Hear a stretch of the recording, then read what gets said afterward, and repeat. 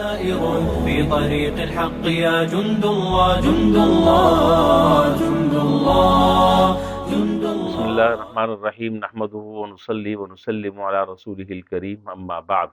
عن ابی ہریرہ رضی اللہ تعالی عنہ قال قال رسول اللہ صلی اللہ علیہ وسلم رب صائم لیس له من صیامه الا الجوع ورب قائم لیس له من قیامه الا السحر. حضرت ابو ہریرہ رضی اللہ تعالیٰ عنہ سے روایت ہے کہ جناب نبی کریم صلی اللہ علیہ وسلم نے ارشاد فرمایا کہ بہت سے روزے دار ایسے ہیں. یہ حدیث بھی کل بھی میں نے اس سے متعلق حدیث ذکر کی تھی اور آج بھی اسی سے متعلق یہ ایک اہم حدیث ہے. اس حدیث کو ہمیں سامنے رکھنا چاہیے اور اللہ تعالی ہمیں اس میں غور و فکر کرنے کی اور اپنے حالات کو اور اپنے اعمال کی اصلاح کی اللہ تعالی ہمیں توفیق عطا فرمائے. تو حدیث میں حضور صلی اللہ علیہ وسلم ارشاد فرما رہے ہیں کہ بہت سے روزے دار ایسے ہیں، بہت سے روزے دار ایسے ہیں کہ جن کو سوائے روزے میں بھوک کے سوا کچھ حاصل نہیں ہوتا. وَرُبَّ قَائِمٍ لَيْسَ لَهُ مِنْ قِيَامِهِ إِلَّا السَّحَرُ. اور بہت سارے راتوں کو کھڑے ہونے والے ایسے ہیں کہ جن کو سوائے جاگنے کے کوئی حاصل نہیں. تو دونوں باتیں حضور نے ارشاد فرما دی اس حدیث میں.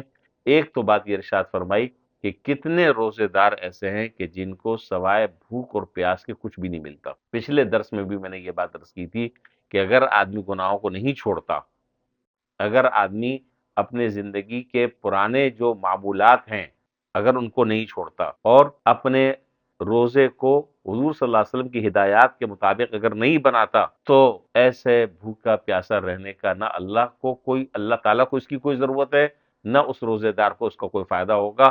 ہاں صرف اتنا ہوگا کہ یہ کہا جائے گا کہ اس آدمی نے روزہ رکھ لیا، ضابطے میں وہ روزے دار کہلائے گا.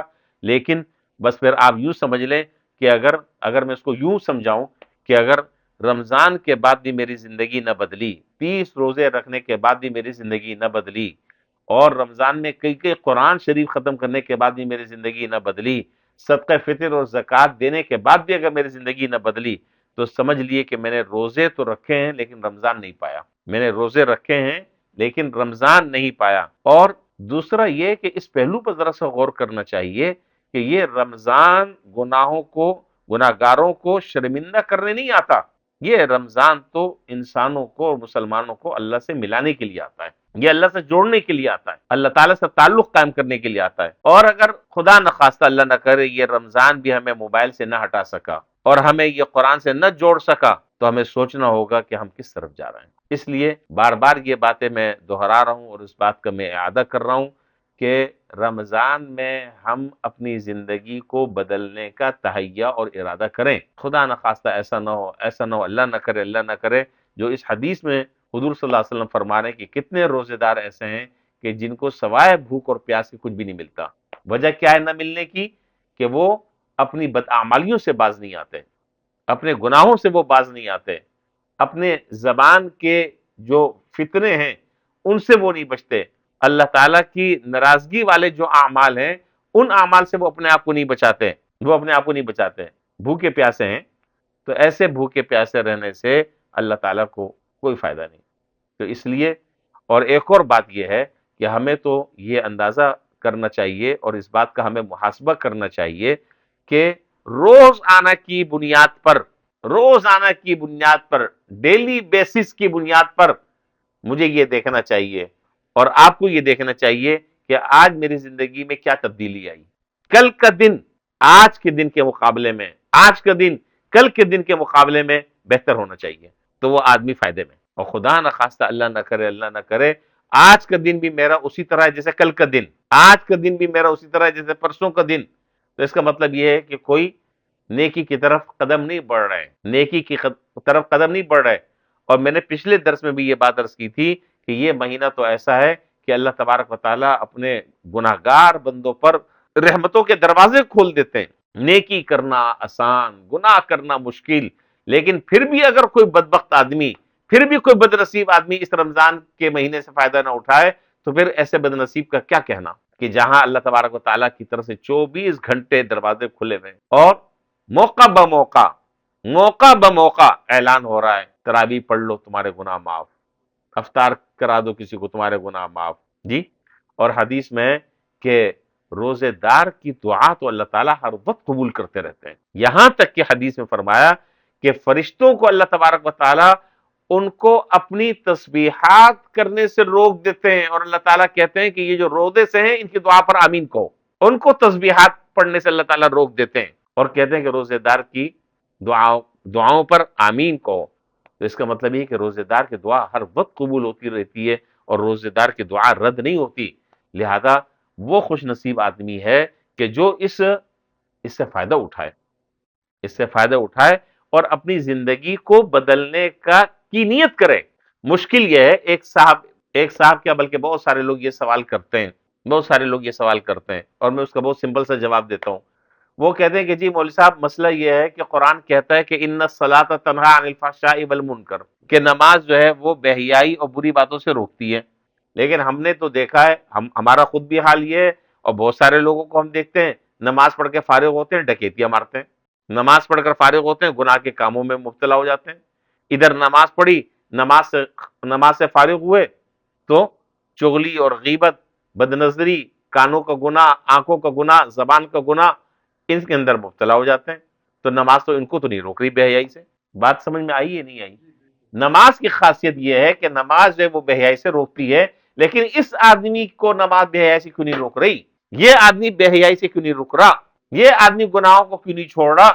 نماز تو یہ بھی پڑھ رہا ہے، رکوع بھی کر رہا ہے، سجدہ بھی کر رہا ہے، درود شریف بھی پڑھ رہا ہے، تشہد بھی پڑھ رہا ہے، قرآن بھی پڑھ رہا ہے، نماز کے طریقے سے پڑھ رہا ہے، پھر یہ نماز اس کو بے حیائی سے کیوں نہیں روک رہی؟ اس کا مطلب یہ ہے کہ اللہ تعالیٰ نے جو قرآن میں فرمایا کہ نماز بے حیائی سے روکتی، شاید یہ غلط ہے۔ بس اوقات یہ سوال پیدا ہوتا ہے، تو اس کا جواب بہت سارے اس کے جوابات ہیں۔ دو جواب اس کے مختصر سے میں عرض کر دوں۔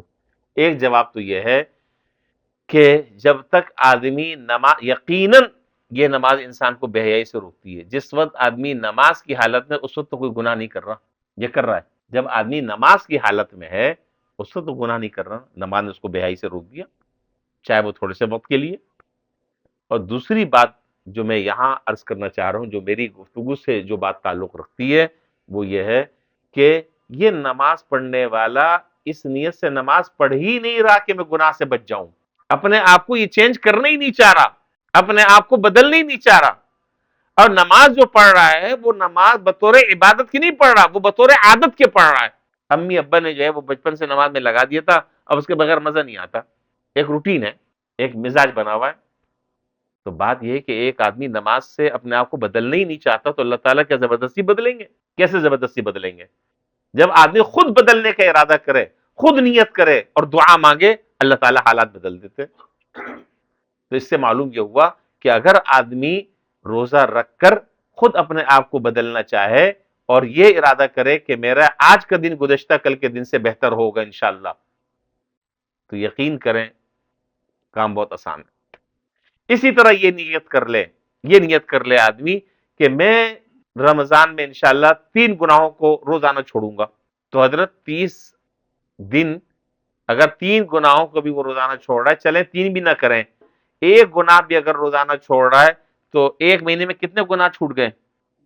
30 گناہ چھوٹ گئے۔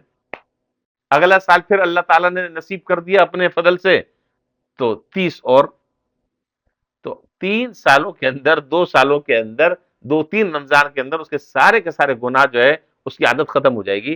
لیکن یہ سب اس وقت ہے جب آدمی خود بدلنا چاہے اپنے آپ کو، خود زندگی میں تبدیلی لانا چاہے، اور خود تبدیلی اگر نہیں لائے گا تو اللہ تعالیٰ کسی کو زبردستی پیشانی کے بالوں سے پکڑ کر اللہ اس کو نیکی کی توفیق نہیں دیتے۔ تو بہرحال خلاصہ حدیث کا یہ ہے کہ بہت سارے روزے دار ایسے ہیں کہ جن کو سوائے بھوک اور پیاس کے کوئی حاصل نہیں، اور بہت سے وَرُبَّ قَائِمٍ لَيْسَ لَهُ مِنْ قِيَامِهِ إِلَّا السَّحَرُ، اور بہت سے راتوں کو جاگنے والے ایسے ہیں کہ جن کو سوائے جاگنے کے کچھ نہیں۔ یہ راتیں جو اللہ نے دی تھی یہ تو اللہ سے مانگنے کے لیے تھی، یہ تو اللہ کے سامنے آنسو بہانے کے لیے تھی، یہ تو اللہ کے سامنے گڑ گڑا کر اللہ سے لینے کی تھی۔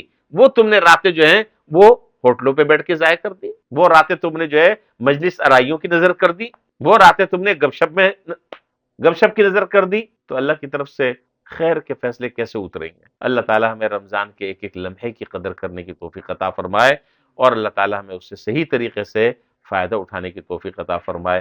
وآخر دعوانا الحمدللہ رب العالمین۔